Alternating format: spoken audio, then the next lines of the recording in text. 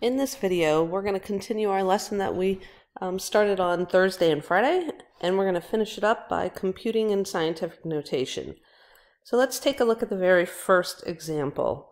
So we have 4.9 times 10 to the negative 9th times 6 times 10 to the 7th. Well, we know when we multiply four numbers, because we do have four numbers here, 1, 2, 3, 4, that we can multiply them in any order. So this is not distribution, right? Distribution, when you distribute, you are distributing across addition or subtraction. We don't have addition or subtraction here, so we're not distributing. So we can rearrange these numbers in any order that we want.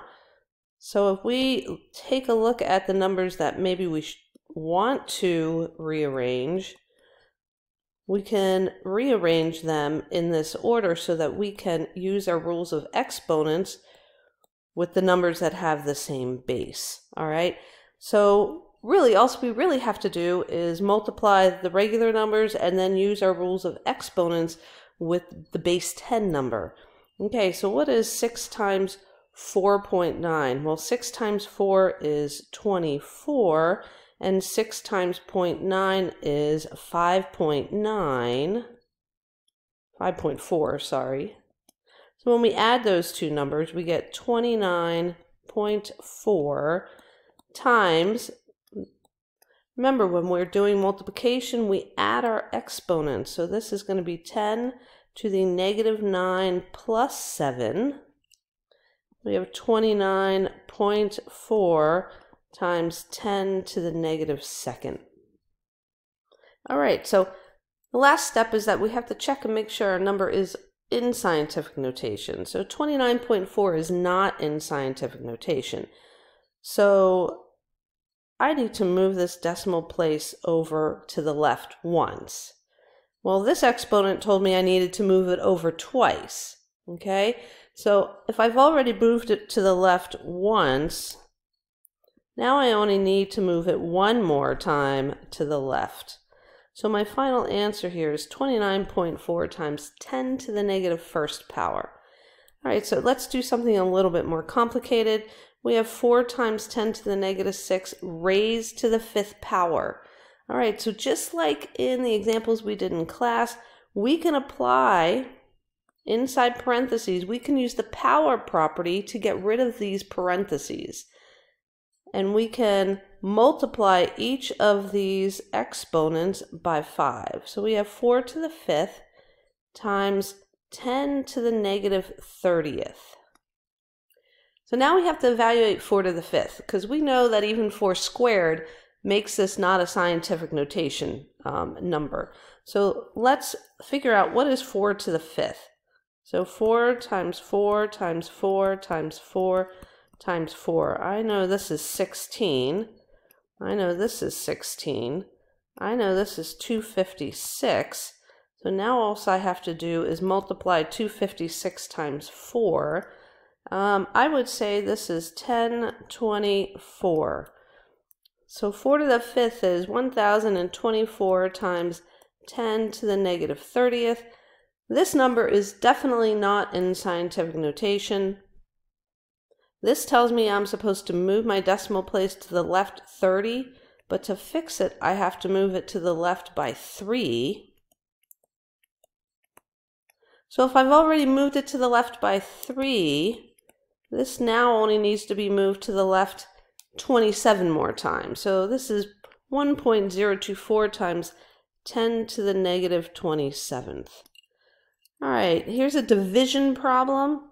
So even with division, we can take a look at the numbers that we should group together. Oops, let's erase that. It should be a 3 times 10 to the 8th over 10 to the negative 4th. I know that 3 goes into 12 4 times, so 3 goes into 1.2 0.4 times. And when I divide, what do I do with my exponents? I subtract them. So that's 8 minus a negative 4. So that turns into an addition. So this is 10 to the 12th. Well, I know this is not in scientific notation because 0.4 is not between 1 and 10. So I need to move the decimal, and in this case I need to move it to the right by 1. This exponent tells me I should be moving it to the right by 12. So if I've already moved it to the right 1 time, I now only need to move it to the right 11 more times. All right, let's do a couple of examples where we start off in standard form. So typically for this, I like to put my numbers in scientific notation. So 2,400 is 2.4 times 10 to the how many decimal places? 1, 2, 3. The next number is 1.4 times 10 to the 1, 2, 3, 4, 5, 6, negative 6. And then we have 800, which is 8 times 10 squared. All right, so let's rearrange our numbers. All right, remember this is not the distributive property because we don't have any pluses or minuses. We're going to rearrange our numbers. I have 2.4 times 1.4 over 8. And now for my base 10 numbers, 10 cubed times 10 to the negative 6 over 10 squared. All right, so the way I usually do this is I take a look and hope that my number in my denominator goes into one of my two numbers in my numerator, and it does, and it goes in nicely. So I know 8 goes into 24 3 times, so it must go into 2.4 0.3 times.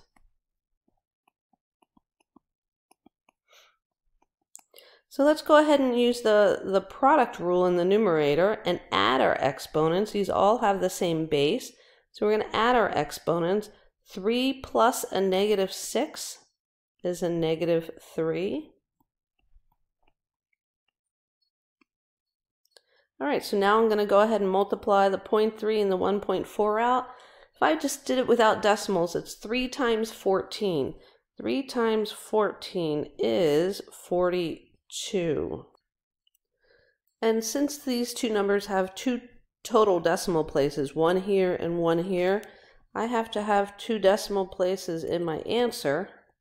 So now let's work with our base 10 numbers. They both have the same base, so when I divide, I subtract exponents. Negative 3 minus 2 is a negative 5. Now we have to check to see if it's in scientific notation, which we see that it's not, because 0.42 is not between 1 and 10. So I need to move this decimal place to the right by 1. But this is telling me I need to go to the left by 5. So now, since I moved it to the right, I have to go to the left one more time. So it's 4.2 times 10 to the negative 6. All right, so let's try this again. 2,000 is 2 times 10 cubed. This 0.000021 is 2.1 times 10 to the, let's see, 1, 2, 3, 4, 5, negative 5th power. And 700 is 7 times 10 squared. So let's group our numbers again. We have 2 times 2.1 over 7 times 10 cubed times 10 to the negative 5th divided by 10 squared. So let's see if 7 goes into either of the numbers in the numerator. I notice that 7 goes into 21 3 times, so it definitely goes into 2.1 0.3 times. So let's go ahead and add our exponents in the numerator. So 3 plus a negative 5 is a negative 2. Let's finish this off. 2 times 0.3 is 0.6. And now let's subtract. Negative 2 minus 2 is a negative 4. But now we have to fix our decimal. We have to move this over one place to the right. But this tells me to go left. When you're going in opposite directions, you have to increase this exponent to be a larger negative, okay? So we went to the right to get 6, but this said we had to go to the left by 4, so now we have to go to the left one more time. So it's 6 times 10 to the negative 5th. All right, one last example here. We're going to regroup our numbers together to get 3.4 times 5. And then we're going to group our powers of 10. 10 to the 4th times 10 to the negative 7th. 3.4 times 5. 5 times 3 is 15. 5 times 0.4, or 5 times 4 is 20, but I have to add a decimal place, so that's a point, or a 2.0. So that gives me 17 times, let's add our exponents here. They have the same base and I'm multiplying, so I get 10 to the negative 3. So 17 is not in scientific notation, so I need to move my decimal place to here to make it 1.7. This tells me I had to go left by 3. I've already gone left by 1, so I only need to go left 2 more times. And that's my final answer. All right, so for Asynchronous Day, you need to go online onto Canvas now, and you need to answer a question in Canvas about this video. Afterwards, when you answer it, you'll be counted present. But don't forget to do your scientific notation homework in Math Excel. Show all of your work. You're going to be changing numbers from standard notation into scientific notation. You're going to be changing scientific notation into standard notation, and you're going to be computing using scientific notation. So show all of your work on paper. Submit that by 8 a.m. on Tuesday morning. You guys have a good rest of your day.